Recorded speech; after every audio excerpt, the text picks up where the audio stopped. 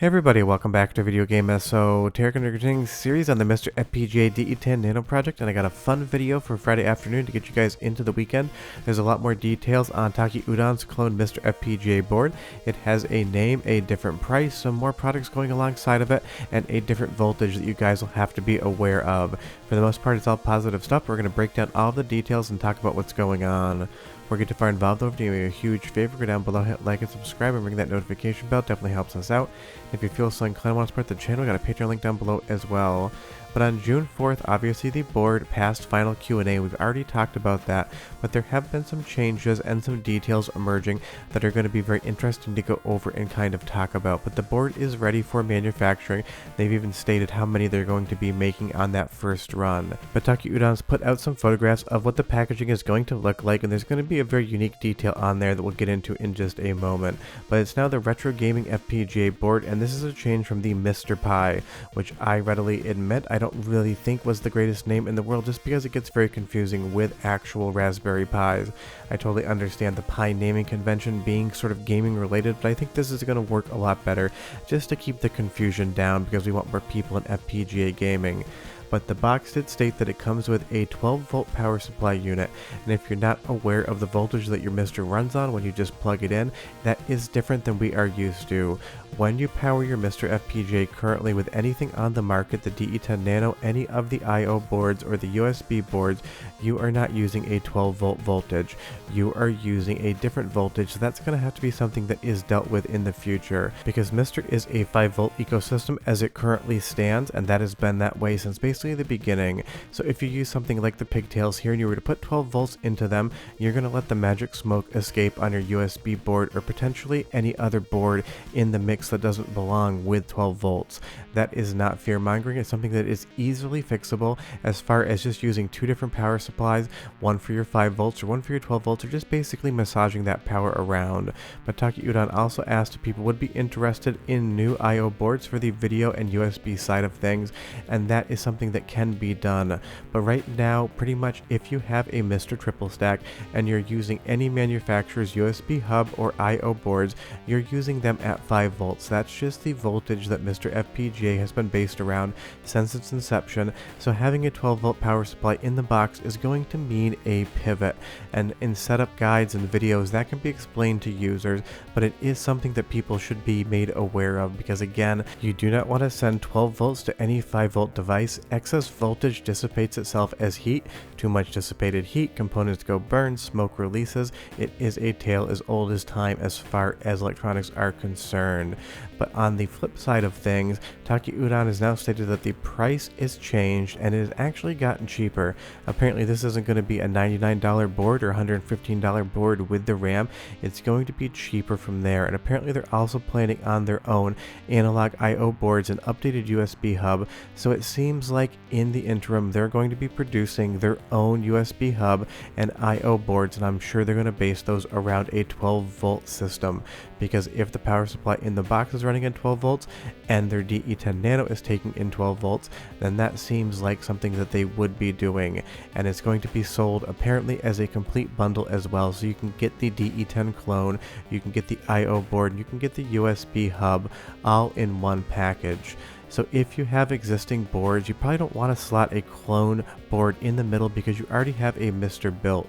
If you're thinking about building another one or getting in for the first time, definitely look towards setup guides when the product is done, so that you understand the voltages and how you're plugging everything in correctly, because right now everything being on 5 volts just means I can tell you plug things in and I know you'll be fine. But in the future, if there's a mix of boards, we're going to have to basically work that as it comes.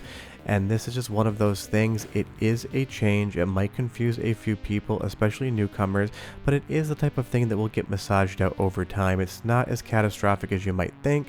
It's not as meaningless as you might think either. It is interesting to go to 12 volts and USB-C. The USB-C portion makes total sense, but the 12 volt is just going to throw a wrench into the system ever so slightly at the beginning, but just be aware you're getting a 12 volt power supply in the box. So that is a new and interesting detail. And if you were to set up your existing top and bottom boards with the clone in the middle, you could basically just power the clone with one power adapter and power everything else with two. Having two plugs in the wall versus one kind of get into like Sega CD, Sega 32X territory there, but it is a small detail, but one that is going to have to be looked at in the future when we explain to people how you actually build these things and how you supply the power correctly.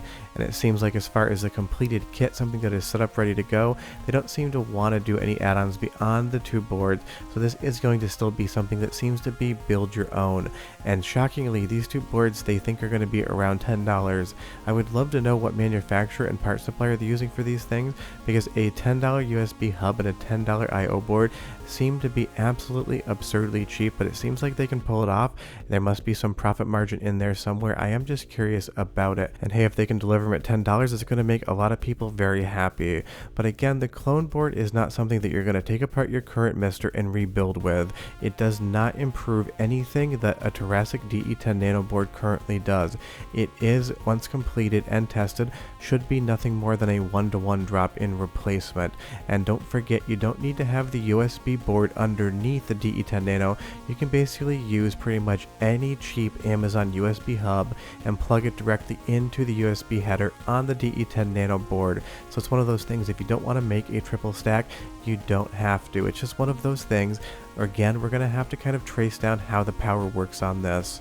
There's also been some mention of potentially a JAMA edge or some other JAMA connector, because for a lot of people, putting a MiSTer FPGA into their arcade cabinet that's wired up for JAMA is a big deal. It's probably more of a niche than a standard MiSTer setup, but I know a lot of people use this as their primary function because there's so many incredible arcade cores available to play, and a lot of the console cores are great on arcade cabinets as well. We'll have to wait and see about that. And apparently on the run, it's going to be 2,000 boards on the first run with a 1 month delay after that for the next run. So it seems to be they're producing 2,000 of these things.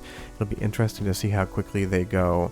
But there's no real other updates on any other of the console designs, and there's a situation in which 12 volts won't matter because it's bespoke hardware designed for that console variant. The 12 volt versus 5 volt thing is only going to come in on the clone DE10 board and the different USB hubs and I/O boards you may want to attach to it. All of these consoles are going to be designed with the voltage in mind, so that is a situation in which the voltage difference has absolutely zero bearing on the entirety of the system. So to recap, we have a box, we have a new name, it's not the MiSTer Pi, and that does make perfect sense to me. I appreciate them changing that, because again, I don't mind MiSTer Pi, I just think it would have confused a lot of people trying to get into the FPGA ecosystem. Additionally, it's gone to 12 volts versus 5 volts as far as the power supply in the box, so that's going to be something to deal with. And of course, it seems like the price has gotten cheaper, so it's not going to be a $99 MiSTer FPGA clone board, it's going to be less than $99, maybe $90, maybe $80. We're just going to have to wait and see. It seems like maybe in the next month or so, you might be able to order these things. But that's the current situation with the clone DE10 Nano board. The price has gotten lower, it's got a name, a box, and it has a different voltage.